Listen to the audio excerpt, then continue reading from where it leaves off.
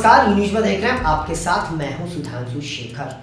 दिल्ली की मुख्यमंत्री रेखा गुप्ता को जान से मारने की धमकी देने वाले आरोपी को पुलिस ने गिरफ्तार कर लिया है। पुलिस ने आरोपी को गाजियाबाद से गिरफ्तार किया है।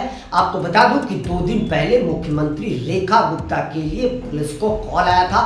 112 पर आरोपी ने कॉल कर रेखा गुप्ता को जान से मारने की धमकी दी थी, जिसके बाद से पुलिस रेस हो गया था। पुलिस ने बहुत जल्द ही आरोपी को गिरफ्तार कर लिया है। जो पहली जानकारी सामने आ पा रही है उसके अनुसार आरोपी का नाम श्लोक तिवारी है। इसके अलावा भी कई चौंकाने वाले खुलासे अब तक उससे पूछताछ के बाद सामने आई है। पुलिस ने यह जानकारी दी है कि आरोपी श्लोक तिवारी ठग का काम करता है। वह पहले भी कई लोगों को ठग चुका है और उसके बाद से फर्जी आई कार्ड भी उसके पास से बरामद किया गया है।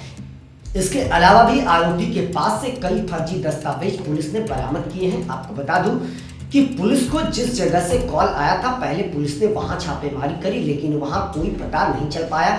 उसके बाद पुलिस ने जहां का सिम था उस सिम के लोकेशन को ट्रेस करा तो यह पता चला कि सिम गोरखपुर से रजिस्टर्ड है। उसके बाद पुलिस ने गोरखपुर पुलिस से भी संपर्क करा और संपर्क करने के बाद लगातार एक टीम बनाई गई, जिस टीम ने छापेमारी करके आरोपी को गाजियाबाद से गिरफ्तार किया है। जानकारी यह भी सामने आ रही है कि आरोपी ने शराब के नशे में जो है वह पुलिस को कॉल करके रेखा गुप्ता को लेकर जान से मारने की धमकी दी थी।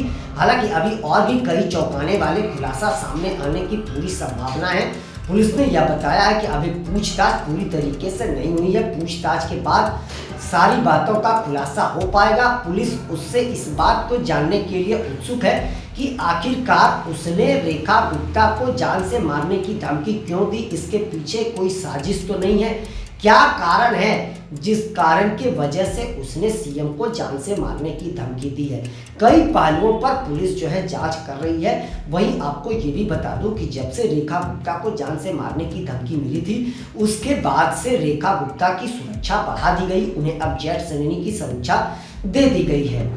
इस मामले को लेकर दिल्ली पुलिस बेहद ही एक्टिव है और रेखा गुप्ता की सुरक्षा चकाचौंध कर दी गई है। अब इसके अलावा आपको बता दूं कि रेखा गुप्ता की सुरक्षा को लेकर गृह मंत्रालय बेहद चौकस है और जैसे ही गृह मंत्रालय को इस बात की जानकारी मिली, उन्हें तुरंत ही जेड श्रेणी की सुरक्षा उपलब्ध कराई गई है। आपको बता दूं कि रेखा गुप्ता जब से मुख्यमंत्री बनी है तब से वो लगातार राज्य के विकास के लिए काम कर रही हैं और वो बार बार इस बात को कहते हुए नजर आती हैं कि हमारा मिशन प्रधानमंत्री नरेंद्र मोदी के सपनों को साकार करना है और प्रधानमंत्री नरेंद्र मोदी का यह सपना है कि दिल्ली को जल्द से जल्द विकसित दिल्ली बनाया जाए, हर क्षेत्र में दिल्ली का विकास किया जाए। और इन दिनों दिल्ली का विकास कार्य तेजी से चल भी रहा है।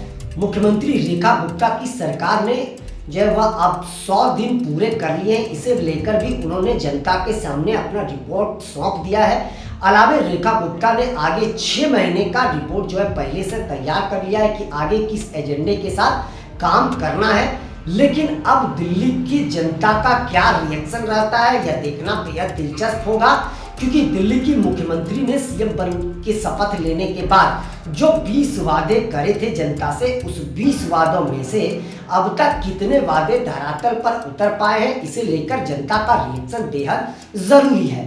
हालांकि जनता अभी रिएक्शन दे या ना दे, लेकिन चुनाव के समय में जनता जरूर रिएक्शन दे देगी वोट के जरिए। 27 साल बाद दिल्ली में बीजेपी की सरकार बनी है। इससे पहले 11 साल तक आम आदमी पार्टी की सरकार दिल्ली में रही है और रेखा गुप्ता भी लगातार पूर्व की सरकार पर यह आरोप लगाते रहती हैं जहां भी जाती हैं कि पूर्व की सरकार ने दिल्ली की खजाना को खाली कर दिया और जितनी भी व्यवस्थाएं हैं उन सभी व्यवस्थाओं में करप्शन है। उन्होंने अरविंद केजरीवाल पर यह भी आरोप लगाया है कि जो लोग या बार बार कह रहे थे कि हमें सत्ता का लोभ नहीं है, वह सत्ता के लोभ में इतना डूब गए कि पूरी दिल्ली को भ्रष्टाचार में लिप्त कर दिया। रेखा गुप्ता जहां भी जाती हैं वह आम आदमी पार्टी पर निशाना साधती हैं। दूसरी ओर आम आदमी पार्टी भी रेखा गुप्ता पर निशाना साधने से एक भी कदम पीछे नहीं हटती है। लगातार रेखा गुप्ता पर विपक्ष भी निशाना साध रहा है। तो दिल्ली के विकास के साथ दिल्ली की राजनीति भी अभी भी गर्माती जा रही है। कभी आम आदमी पार्टी आरोप लगाती है तो कभी बीजेपी आम आदमी पार्टी पर आरोप लगाती है। इन दिनों दिल्ली में एमसीडी चुनाव को लेकर जो है वह राजनीति चरम पर। हालांकि एमसीडी का चुनाव हो गया और मेयर बीजेपी का बन गया, उसके बावजूद भी आम आदमी पार्टी के जो नेता हैं वह पार्टी छोड़ने से रुक नहीं रहे हैं। कई नेताओं ने अब तक आम आदमी पार्टी का दामन छोड़ दिया और कुछ लोगों ने बीजेपी तो कुछ लोगों ने अपनी पार्टी बनाने का ऐलान कर दिया है।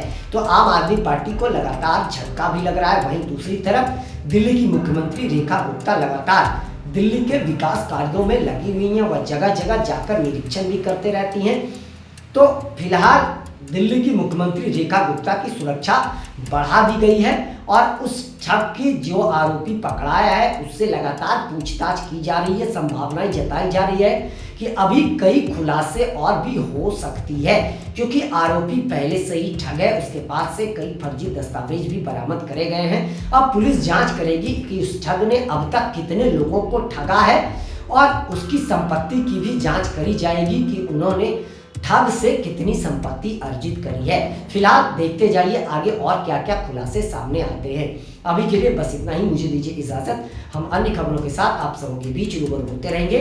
आप सबों से निवेदन है कि चैनल को आगे बढ़ाने के लिए लाइक शेयर सब्सक्राइब के साथ साथ कमेंट करना ना भूलें और आप लोग भी अपना बहुत ज़्यादा ख्याल रखें। तब तक के लिए मुझे दीजिए इजाजत। आप सभी का शुक्रिया।